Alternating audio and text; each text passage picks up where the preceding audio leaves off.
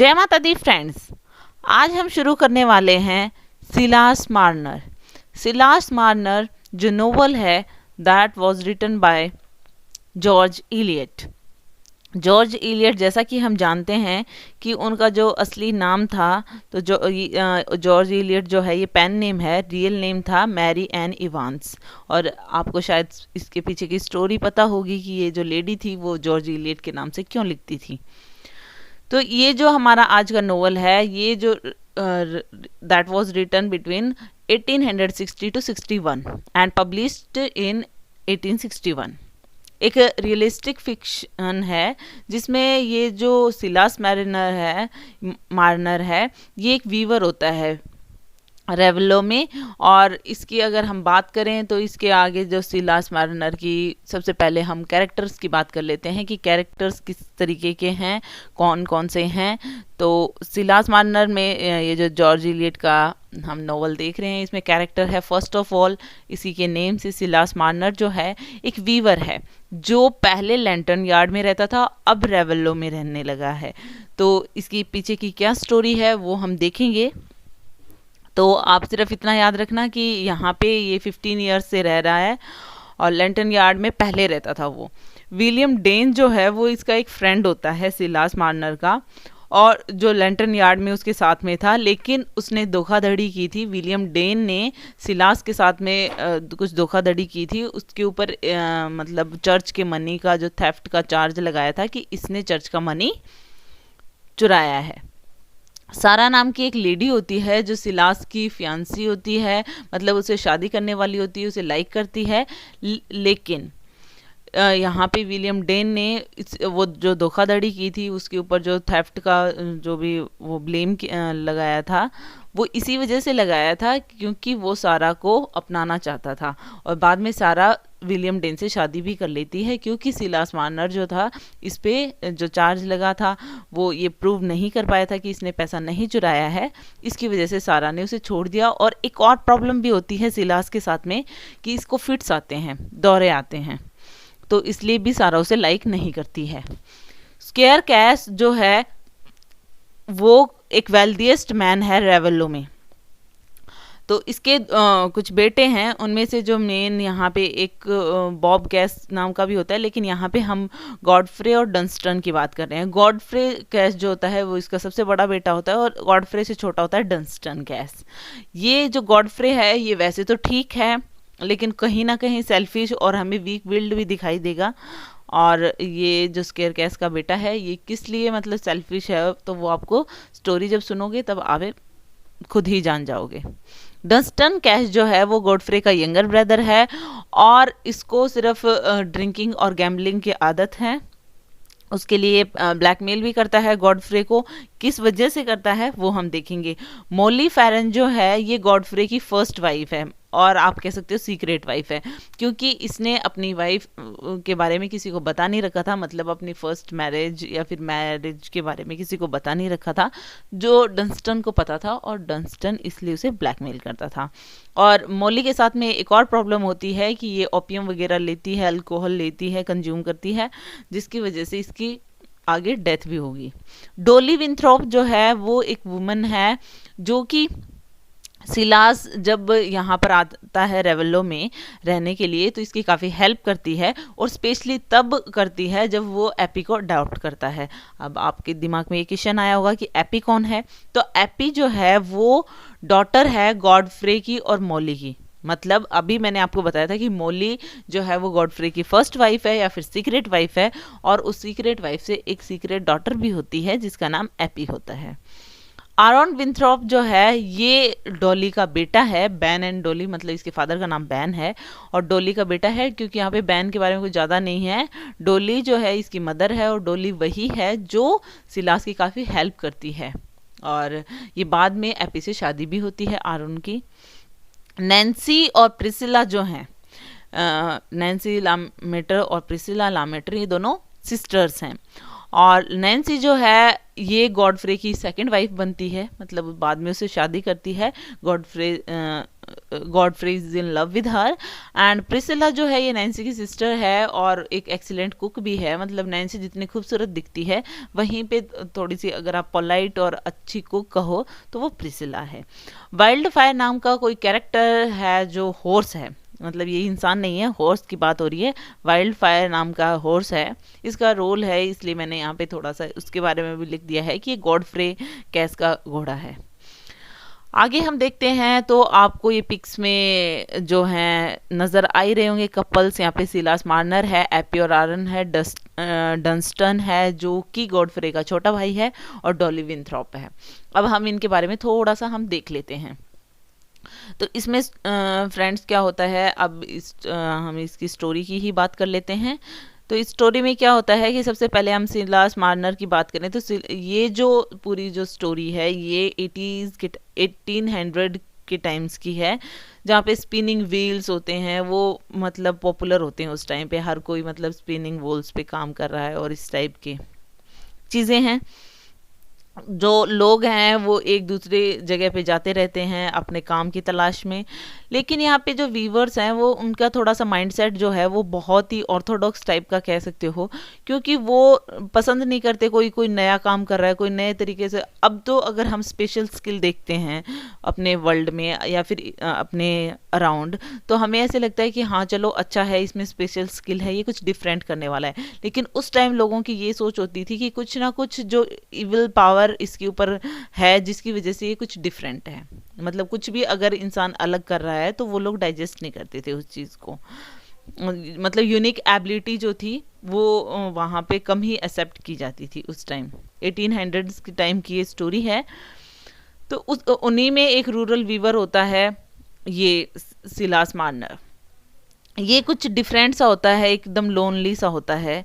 ये रेवेलो में रह रहा है एट प्रेजेंट और एक कॉटेज में रह रहा है जो कि स्टोन पिट्स के पास में है। अब रेवेलो के जो विलेजर्स हैं वो देखते हैं कि मार्नर कुछ ज़्यादा ही स्ट्रेंज है, दोनों ही चीज़ों से, क्योंकि उसका ऑक्यूपेशन भी ऐसा है कि अकेला अपना वीविंग का काम करता रहता है, किसी से ज़्यादा बातचीत नहीं करता है, अकेला ही रहता है। और दूसरी चीज़ ये है कि उसकी स्ट्रेंज सी कंडीशन भी है, क्योंकि वो जैसा कि मैंने बताया उसको दौरे आते हैं, तो जब दौरे वगैरह आते हैं तो लोग ऐसे सोचते हैं कि क्या है, कुछ ना कुछ इस पे इविल पावर है जिसकी वजह से ये सब कुछ हो रहा है। मार्नर जो है बिल्कुल ही आइसोलेट रहता है। तो यहाँ पर आइसोलेशन का काम मतलब ऐसा क्यों रहता है वो, तो ये अगर देखा जाए तो वो लैंटर्न यार्ड से आया है और यहाँ पे आने के बाद में उसने कुछ ज़्यादा दोस्ती नहीं बढ़ाई है, ना किसी से मिलता जुलता है। लैंटर्न यार्ड में कुछ इसके साथ में ऐसा ही हुआ था, वहाँ पर ये अच्छा था, मतलब अच्छी फ्रेंडशिप वगैरह थी। और जैसा मैंने फ्रेंड का नाम भी बताया था, इसका फ्रेंड का नाम विलियम डेन। तो वहाँ पे क्या था कि अच्छे से ये वहाँ पे कम्युनिटी होती है, वहाँ पे रहता है, चर्च वगैरह में भी जाता है, और वहाँ पे भी फिट्स जो इसको आते हैं उसको भी कुछ ज़्यादा गलत नहीं माना जाता। लेकिन यहाँ पे जो सिलास मार्नर की जो हैप्पीनेस थी वो ज़्यादा दिन नहीं चलती है जब वो लैंटर्न यार्ड में रह रहा होता है, क्योंकि वहाँ पर क्या होता है कि विलियम डेन जो है वो एक ऐसा इसके ऊपर इल्ज़ाम लगाते हैं कि इसने चर्च में चोरी की है, और कुछ इस तरीके के सबूत भी छोड़ता है कि जिससे कि शक उधर चला जाए। तो इस तरीके की मतलब पूरी सेटिंग की होती है उसने।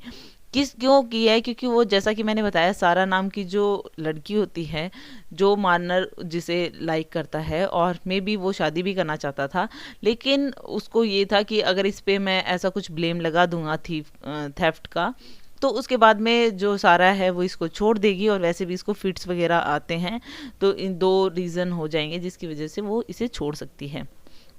तो इस तरीके से उसके ऊपर चार्ज लगाया और वो साबित नहीं कर पाया मार्नर, और फिर वो सोचता है कि अब क्या किया जाए। तो वो ऐसा सोचता है कि मे बी भगवान को अगर मेरी इनोसेंस साबित करनी होगी तो वो किसी भी वजह से मतलब मैं इन सब से बाहर आ जाऊंगा, लेकिन ऐसा कुछ होता नहीं है। और वो फेथ वगैरह जो है गॉड पे भी गॉड पे जो फेथ होता है वो भी उसका ख़त्म हो जाता है, और साथ ही साथ लोगों पे भी विश्वास उठ जाता है। तो वो लैंटर्न यार्ड को छोड़ देता है। तो ये थी हमारी बैकग्राउंड की स्टोरी। अब एट प्रेजेंट वो स्टोन पिट्स नाम की जगह पे रह रहा है, नियर स्टोन पिट्स रेवेलो में। तो अब 15 ईयर्स हो गए हैं, मार्नर जो है वो रेवल्लो में रह रहा है। यहाँ पर वो बिल्कुल कम्युनिटी से बिल्कुल अलग रहता है, सिर्फ पैसे कमाता है और पैसे भी वीविंग के थ्रू कमाता है, बुनकर का काम करता है। बस उसको कुछ भी पसंद नहीं है, उसको सिर्फ वीविंग का काम करता है, बहुत ही हार्ड वर्क करता है और सोना इकट्ठा करता है, जैसे पूरा कॉइन्स ही कॉइन्स। सिर्फ उसकी लाइफ में अब ये कॉइन्स ही रह गए हैं कि वो गोल्ड से बहुत फैसिनेटेड है। अब क्या करता है कि वो गोल्ड को इकट्ठा करता है और अपने जो फर्श होता है उसके नीचे डंप करके रखता है उसे, और हमेशा हर रात को वो निकालता है उस गोल्ड को, और उस गोल्ड को मतलब देखता है, उसे बहुत ज़्यादा मतलब लाइक करता है, क्योंकि अब वो उसके पास ऐसा कुछ रिलेशन तो है नहीं है जिसकी तरफ वो ध्यान दे, सिर्फ ये गोल्ड है। अब इसी टाइम पे रेवोल्यू में क्या होता है कि जैसा कि मैंने बताया स्क्वायर कैश, जो वहाँ एक अच्छा हमने एक कैरेक्टर देखा था जो बहुत ही वेल्दी पर्सन है, scare cash the wealthiest man in Revelo. तो अब ये जो स्केयर कैश होता है, इसका जो बड़ा बेटा होता है, उसकी हम बात करेंगे गॉडफ्रे की और डंस्टन की। अब गॉडफ्रे और डंस्टन के डंस्टन जो है ये छोटा बेटा है। अब जो गॉडफ्रे है वो एक वुमेन से शादी हो जाती है उसकी, मॉली नाम की। ओके, तो मोली नाम की जो लेडी होती है उसके साथ में उसकी शादी हो जाती है, और मोली से मतलब उसको एक लड़की भी होती है, बेटी होती है। अब जो मोली है वो मतलब कुछ ऊंचे कुल की लड़की नहीं है, मतलब इतनी वेल्दी नहीं है, जैसे कि ये कैश फैमिली है, स्क्वायर कैश तो यहाँ पे वेल्दीएस्ट है रेवेलो में। तो यहाँ पे जो उसकी एक बेटी होती है और उनकी जो मैरिज है वो सीक्रेट है, क्योंकि यहाँ पे जो गॉडफ्रे है वो बताना नहीं चाहता अपने फादर को कि उसने इस तरीके से एक मॉली नाम की ऐसी ऐसी लेडी से शादी कर रखी है।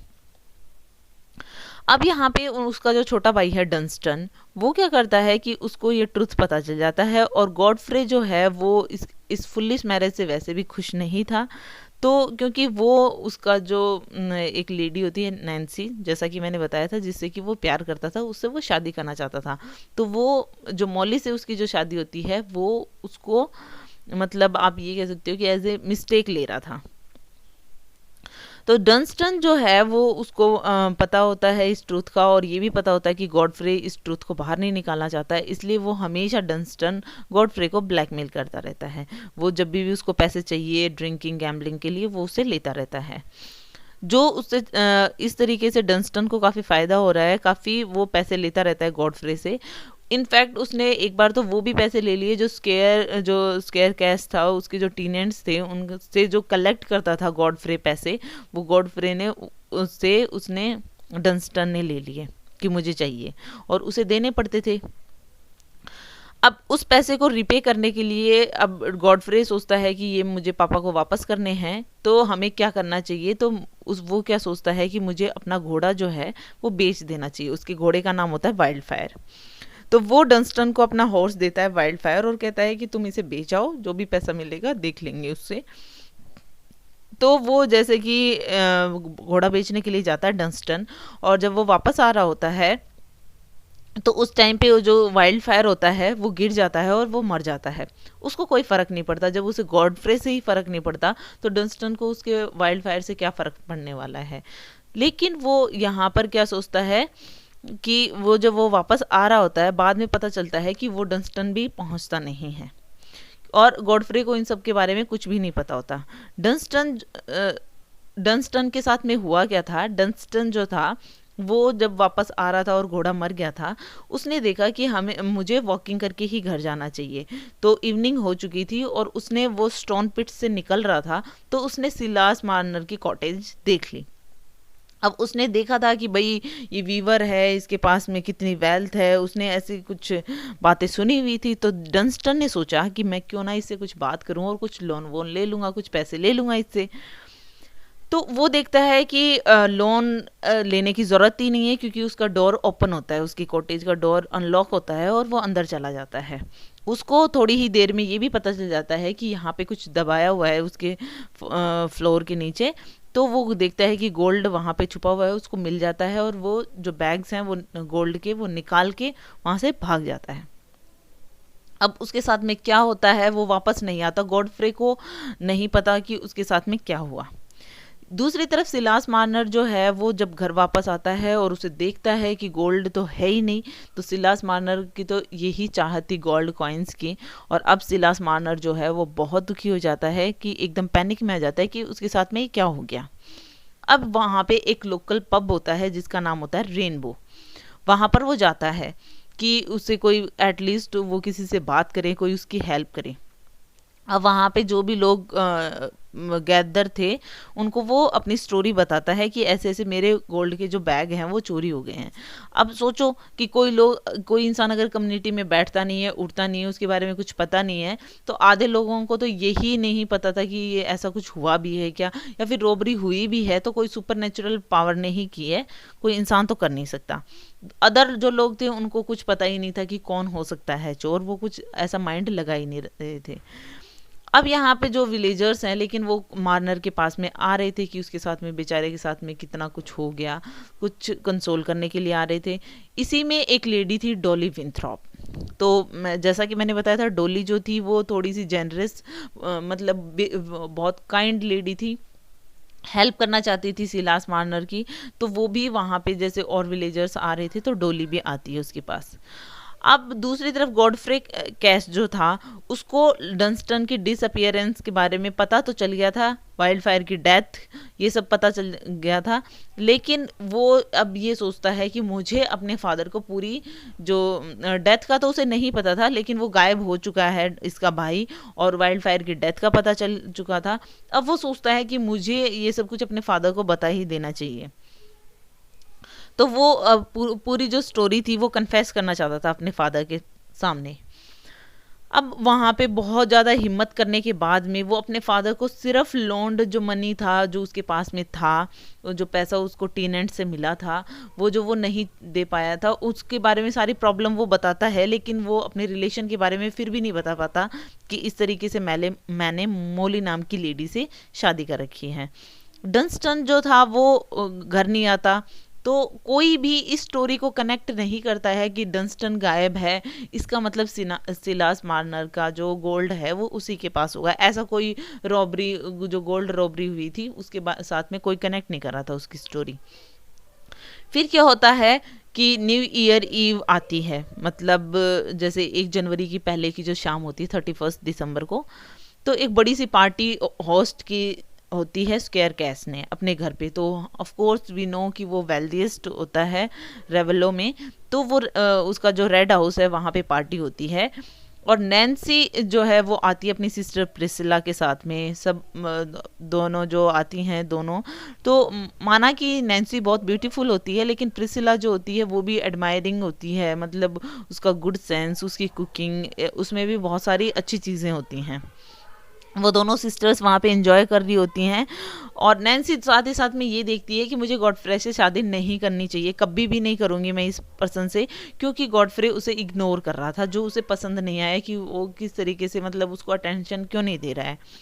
गॉडफ्रे और नैन्सी जो थे वो, लेकिन उन्होंने सोचा एटलीस्ट हम डांस तो कर ही सकते हैं, तो गॉडफ्रे और नैन्सी डांस करते हैं एक साथ में, और वो इवनिंग को एंजॉय करना चाहते हैं। अब यहाँ पे जो गॉडफ्रे था उसको कुछ भी नहीं पता था कि उसकी जो वाइफ थी मॉली, वो आ रही है इस स्नोई इवनिंग में, क्योंकि एज वी नो 31 दिसंबर, मतलब दिसंबर के टाइम पे कितना वो होता है, ठंड होती है, तो स्नो होती है वहाँ पर, काफ़ी ठंड होती है। तो वो रेड हाउस आ रही है मॉली, ये बात गॉडफ्रे को नहीं पता था। और मॉली जो है वो इसलिए अपने साथ में अपने बच्चे को भी लेकर आ रही थी, अपनी बेटी को, और वो ये डिसाइड कर चुकी थी कि उसका गॉडफ्रे से क्या कनेक्शन है वो सब कुछ एक्सपोज कर देगी।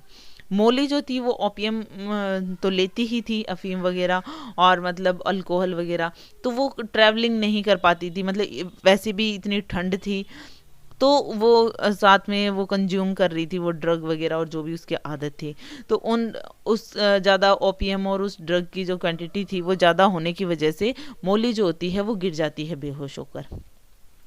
और बेहोश कहाँ होती है, जब वो आ रही होती है रेड हाउस, तो सिलास मार्नर के कॉटेज के पास में वो बेहोश हो जाती है। अब जो मॉली की जो बेटी होती है, जो छोटी सी, वो अपनी गोद में उठाए आ रही होती है, वो क्या देखती है कि वो अपनी मदर के पास से उठ जाती है और वो देखती है कि कुछ लाइट आ रही है, गेट थोड़ा सा खुला है और वहाँ से लाइट आ रही है। तो बच्चा जैसे उठ के चला जाता है तो उसको वहाँ से लाइट नज़र आ रही थी, तो वो सिलास मार्नर के कॉटेज के अंदर चली जाती है।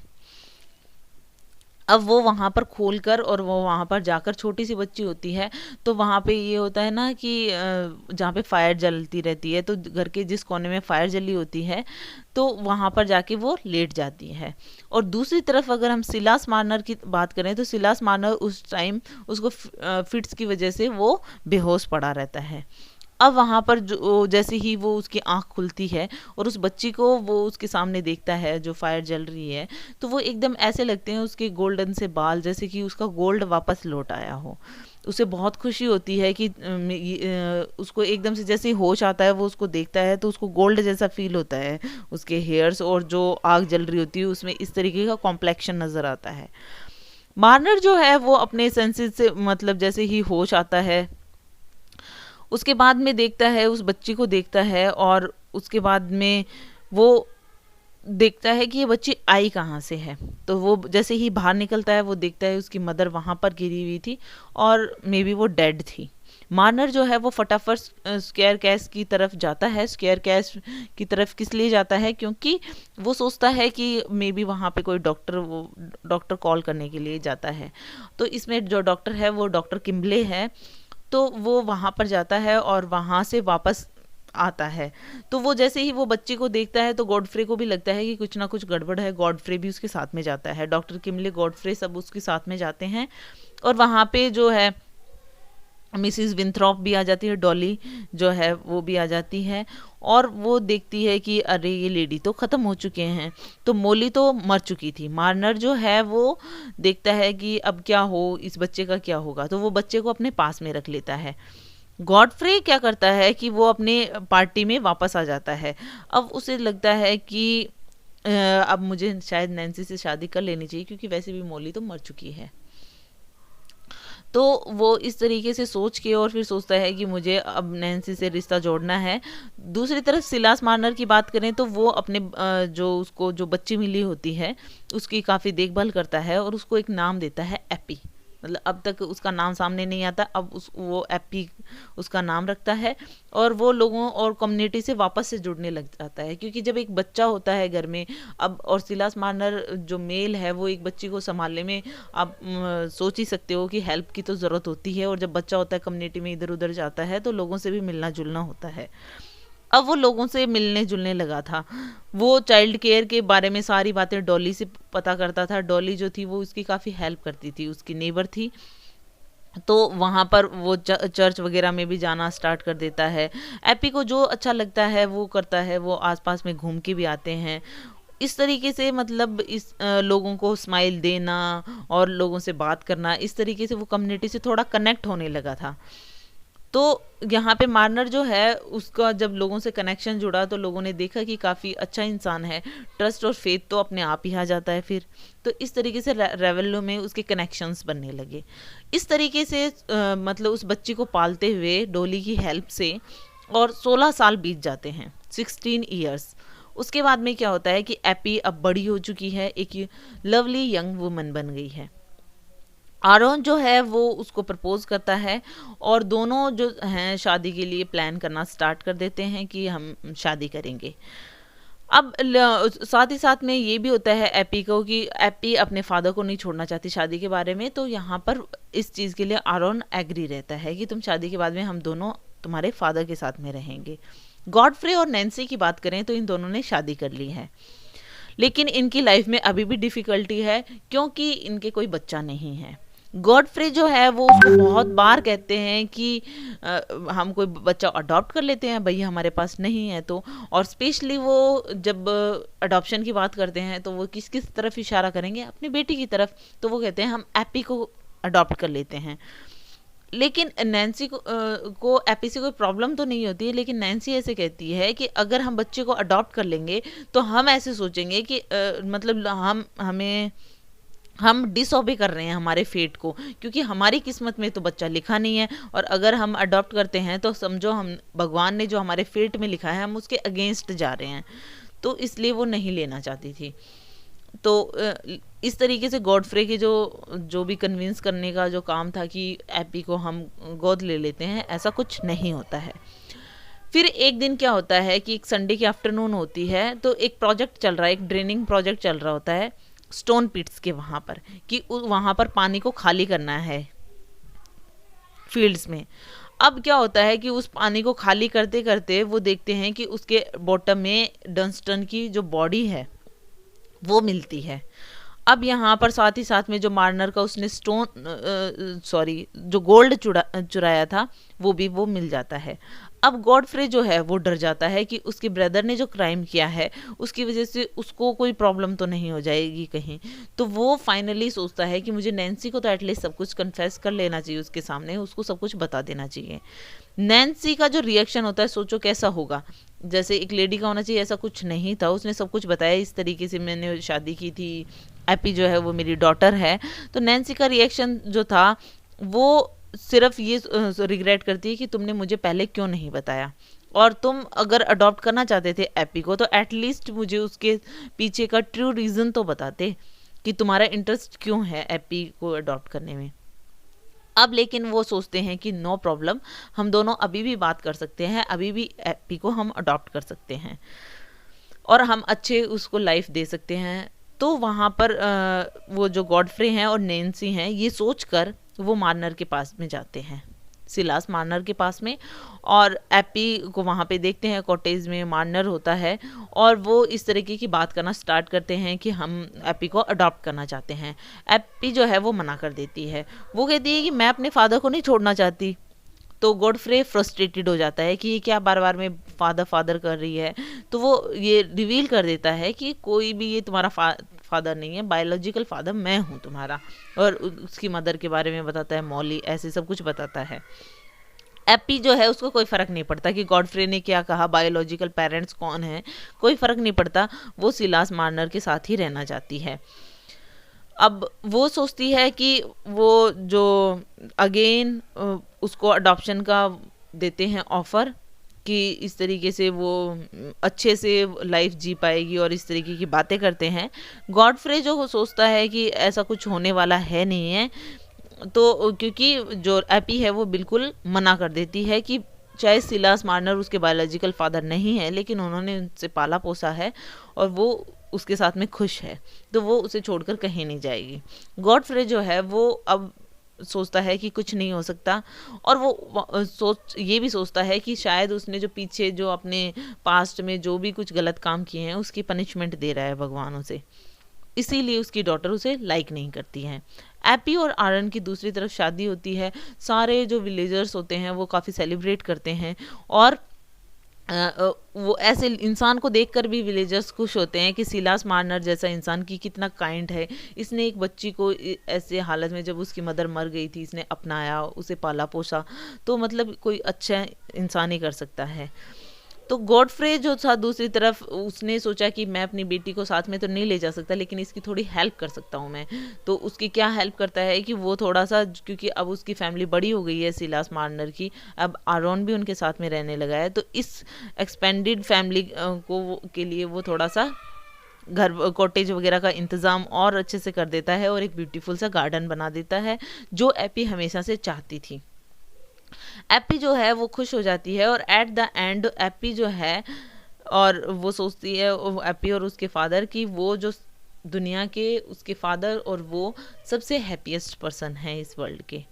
तो इस तरीके से ये जो हमारा नोवेल है इसकी हैप्पी एंडिंग होती है। और लेकिन गॉडफ्रे के पॉइंट ऑफ व्यू से देखा जाए तो गॉडफ्रे भी कहीं ना कहीं सेटिस्फाई है ही कि उसकी बेटी की अच्छी परवरिश की है सिलास मार्नर ने। और इस तरीके से ये नोवेल खत्म होता है। Hope you like it. If you like it please hit the thumbs up button, please please please subscribe the channel, put your views and suggestion in comment box. So thank you.